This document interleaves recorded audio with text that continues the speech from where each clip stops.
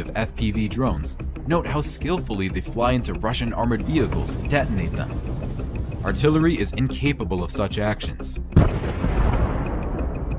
Understanding how the rules of warfare had changed, both Ukrainians and Russians have ramped up the mass production of these FPV drones.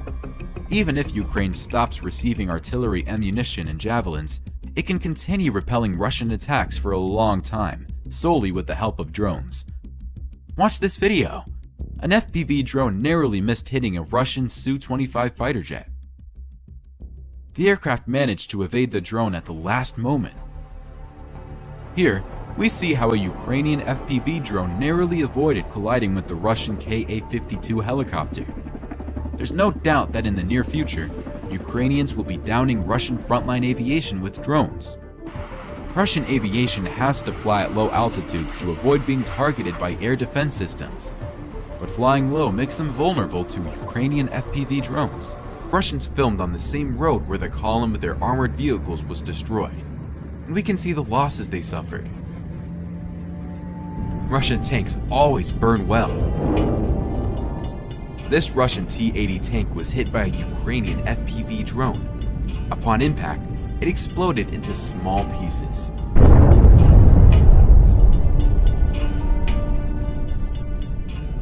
On the way to Avdiivka, the Russians are losing a lot of their equipment even before reaching the battlefield. The road is strewn with destroyed tanks and APCs, making it practically impossible to pass unnoticed. This Russian APC is no exception.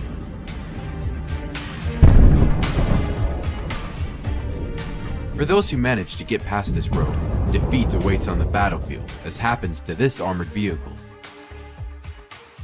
It was hit by an FPV drone and later exploded.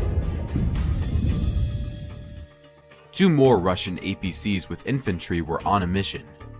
The first armored vehicle was hit by a javelin missile,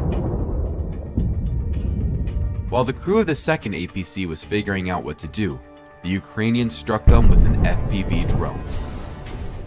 Another Russian APC was hit and didn't make it to the battlefield.